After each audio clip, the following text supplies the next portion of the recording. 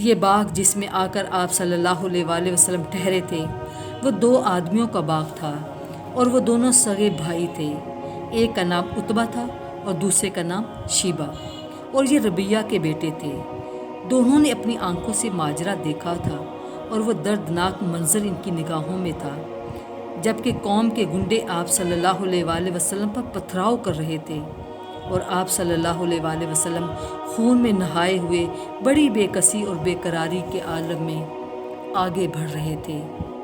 اس وجہ سے دونوں کو بڑا ترس آیا، اور آپ صلی اللہ علیہ وآلہ وسلم کی مظلومی پر ان کا دل بھر آیا۔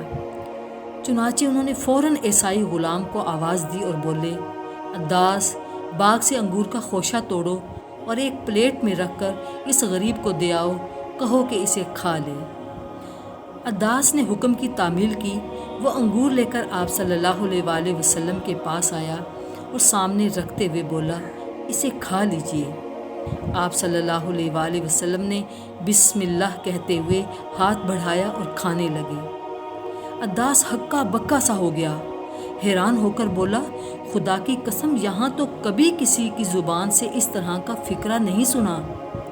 آپ صلی اللہ علیہ وآلہ وسلم نے فرمایا، تم کس سرزمین کے ہو اور کس مذہب سے تعلق رکھتے ہو؟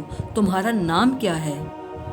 عداس نے جواب دیا، میں نینوا کا رہنے والا عیسائی مذہب کا پیروکار، اور نام میرا عداس ہے۔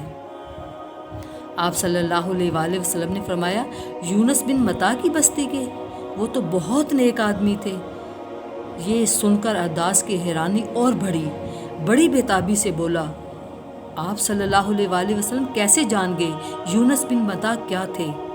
آپ صلی اللہ علیہ وآلہ وسلم نے فرمایا، یونس میرے بھائی ہیں، وہ بھی نبی تھے، میں بھی نبی ہوں۔ یہ سن کر عداس بے قابو ہو گیا، اور فوراً اس نے جھک کر آپ صلی اللہ علیہ وآلہ وسلم کے ہاتھ پیر چومے اور سر مبارک کو بوسہ دیا۔ عتبہ اور شیبہ یہ سب دیکھ رہے تھے اور سخت حیران تھے کہ ماجرا کیا ہے۔ پھر عداس لوٹ کر گیا تو وہ بولے، میاں عداس، اس آدمی کے ہاتھ پیر کیوں چوم رہے تھے؟ عداس نے جواب دیا، میرے آقا، روئے زمین پر اس سے بہتر کوئی آدمی نہیں۔ اس نے ایک ایسی بات بتائی جس کو بس نبی ہی بتا سکتا ہے۔ یہ سن کر وہ بولے، میاں عداس، اس کی باتوں میں آ کر کہیں اپنا دین مت کھو بیٹھنا، تمہارا دین اس سے کے دین سے بہتر ہے۔ پیارے نبی صلی اللہ علیہ وآلہ وسلم ثقیف کی ہدایت سے بالکل مایوس ہو گئے، اور ان سے مدد ملنے کی بھی کوئی امید نہ رہی۔ اس لیے اب آپ صلی اللہ علیہ وآلہ وسلم نے طائف کو خیر بات کہا اور صحرا میں تیز تیز قدم بڑھانے لگے۔ اب آپ صلی اللہ علیہ وآلہ وسلم کا رخ مکہ کی طرف تھا، وہی مکہ جس کو قوم سے عاجز آ کر آپ صلی اللہ علیہ وآلہ وسلم نے الوداع کہا تھا، اور اس آرزو میں نکلے تھے کہ اس کے علاوہ کوئی اور پناہ گاہ مل جائے جو یہاں کی مظلومی اور بے کسی کا بدل بن سکے۔ لیکن آپ صلی اللہ علیہ وآلہ وسلم کی یہ آرزو بر نہ آئی۔ طائف اور مکہ کے درمیان ایک مقام ہے نخلہ۔ چلتے چلتے آپ صلی اللہ علیہ وآلہ وسلم تھک گئے تو وہیں دم لینے کے لیے ٹھہر گئے۔ پھر جب رات کافی گزر گئی اور ہر طرف سناٹا چھا گیا تو اس پرسکون تنہائی میں آپ صلی اللہ علیہ وآلہ وسلم نماز کے لیے کھڑے ہو گئے اور بڑی شیریں اور پرسوز آواز سے قرآن پڑھنے لگے۔ اتفاق سے جنوں کی ایک جماعت کا ادھر سے گزر ہوا۔ اس طرح قرآن پڑھنے کی آواز ان کے کانوں میں بھی آئی۔ ان کو یہ کلام بہت عجیب معلوم ہوا اور وہ ٹھہر کر سننے لگے۔ پھر خدا کی توفیق شامل حال ہوئی اور ان کو ہدایت نصیب ہو گئی۔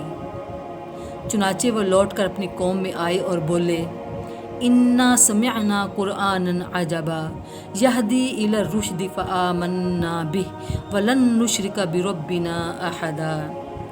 ہم نے ایک عجیب قرآن سنا ہے، وہ سیدھا راستہ دکھاتا ہے، تو ہم اس پر ایمان لے آئے اور ہم ہرگز کسی کو اپنے رب کا ساجی نہیں ٹھہرائیں گے۔ آپ صلی اللہ علیہ وآلہ وسلم رات کے سناٹے میں قرآن پڑھ رہے تھے اور جنوں کا یہ گروہ بڑی دلچسپی سے سن رہا تھا اور اثر لے رہا تھا۔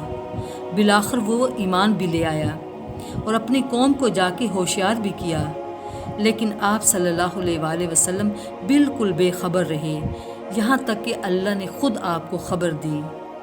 اور یاد کرو جب ہم نے کچھ جنوں کا رخ تمہاری طرف پھیر دیا کہ وہ قرآن سن لیں، تو جب وہ اس کے پاس پہنچے تو آپس میں کہنے لگے، چپکے رہو اور کان لگا کر سنو۔ پھر جب قرآن پڑھا جا چکا تو اپنی قوم کو ہوشیار کرنے کے لیے لوٹے۔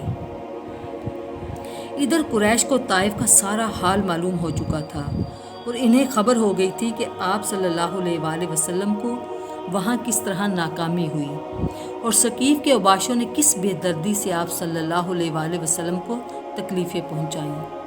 اس پر وہ بہت خوش تھے اور آپ صلی اللہ علیہ وآلہ وسلم کا خوب مذاق اڑا رہے تھے۔ نیز انہوں نے باہم قسمیں کھائیں، اگر محمد پھر لوٹ کر مکہ آیا تو جب تک اس کو مار نہ لیں گے چین سے نہ بیٹھیں گے، کیونکہ ان کا خیال تھا کہ ثقیف کی ناکامی آپ صلی اللہ علیہ وآلہ وسلم کے حوصلے پست کر دے گی اور سارے جوش و جذبے کو سرد کر دے گی۔ پھر آپ صلی اللہ علیہ وآلہ وسلم پر قابو پانا آسان ہوگا اور موت کے گھاٹ اتارنا بائیں ہاتھ کا کھیل ہوگا۔ قریش کی یہ سازشیں تھیں، لیکن آپ صلی اللہ علیہ وآلہ وسلم بالکل بے خبر تھے۔ چنانچہ آپ صلی اللہ علیہ وآلہ وسلم نخلا سے مکہ کے لیے روانہ ہو گئے، مگر حسن اتفاق ہرا نامی ایک مقام پر پہنچے تو قریش کے کچھ لوگ مل گئے۔ اس طرح آپ صلی اللہ علیہ وآلہ وسلم کو سب معلوم ہو گیا کہ قریش کے کیا کیا ارادے اور منصوبے ہیں۔ پھر آپ صلی اللہ علیہ وآلہ وسلم نے انہی میں سے ایک سے فرمایا، کیا قریش کو میرا ایک پیغام پہنچا سکتے ہو؟ آدمی نے کہا، جی ہاں ضرور۔ آپ صلی اللہ علیہ وآلہ وسلم نے فرمایا، شریک کے بیٹے اخنس کے پاس جاؤ اور ان سے کہو کہ محمد نے پوچھا ہے کیا آپ مجھے پناہ دے سکتے ہیں کہ میں لوگوں تک رب کا پیغام پہنچا سکوں۔ وہ جا کر اخنس سے ملا اور آپ صلی اللہ علیہ وآلہ وسلم کا پیغام سنایا۔ اخنس نے کہا، میں تو قریش کا حلیف ہوں، ان سے میرا معاہدہ ہے، بھلا ان کے خلاف میں کیسے پناہ دے سکتا ہوں۔ وہ لوٹ کر آپ صلی اللہ علیہ وآلہ وسلم کے پاس آیا اور اخنس سے جو بات ہوئی تھی آپ صلی اللہ علیہ وآلہ وسلم سے دہرا دی۔ آپ صلی اللہ علیہ وآلہ وسلم نے فرمایا، کیا دوبارہ زحمت کرو گے؟ آدمی نے کہا، جی ہاں۔ آپ صلی اللہ علیہ وآلہ وسلم نے فرمایا، ذرا عمر کے بیٹے سہیل کے پاس جاؤ اور ان سے بھی یہی کہو کہ کیا محمد کو امان دے سکتے ہو کہ وہ آزادی سے رب کا پیغام پہنچا سکے۔ وہ پیغام لے کر سہیل کے پاس پہنچا تو سہیل نے جواب دیا، قبیلہ عامر بن لوئی آل کعب کے خلاف امان نہیں دے سکتا۔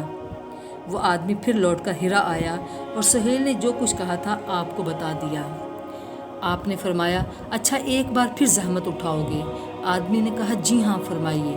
آپ نے فرمایا، اس بار عدی کے بیٹے متم کے پاس جاؤ اور ان سے یہی درخواست کرو۔ چنانچہ وہ متم کے پاس گیا اور پوچھا، کیا آپ محمد کو امان دیں گے؟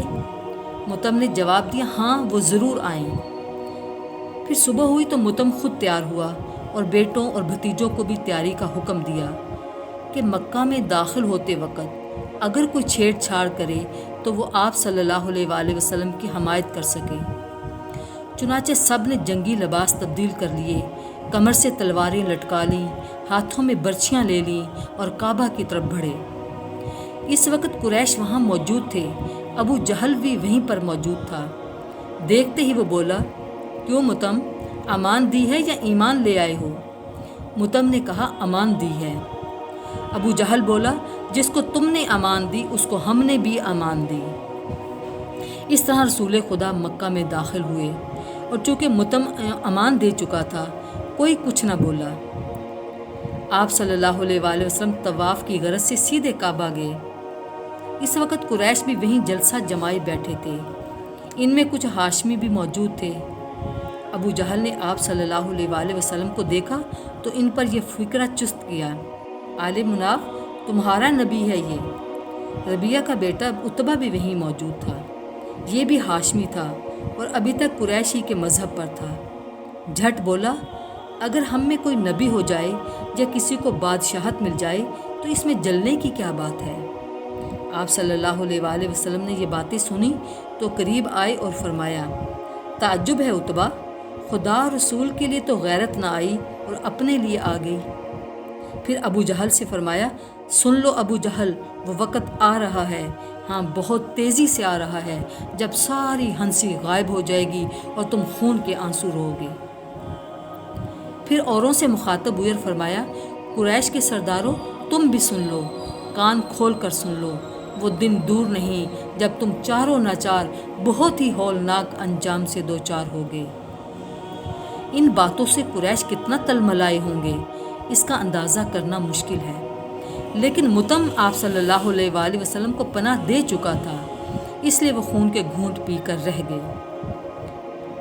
اب قریش سے آپ صلی اللہ علیہ وآلہ وسلم کی توجہ ہٹ گئی اور آپ صلی اللہ علیہ وآلہ وسلم نے دوسرے قبیلوں کا رخ کیا، ان کے گھروں پر گئے، ان کی چوپالوں پر گئے، ان کی بستیوں اور بازاروں میں گئے، جا جا کر انہیں اللہ کی طرف بلایا، اپنے نبی ہونے کا یقین دلایا، ایمان لانے اور پیروی کرنے پر اکسایا، مدد کرنے اور ساتھ دینے پر ابھارا، تاکہ آپ صلی اللہ علیہ وآلہ وسلم اللہ کا پیغام پہنچا سکیں اور گمراہ انسانوں کو سیدھی راہ پر لگا سکیں۔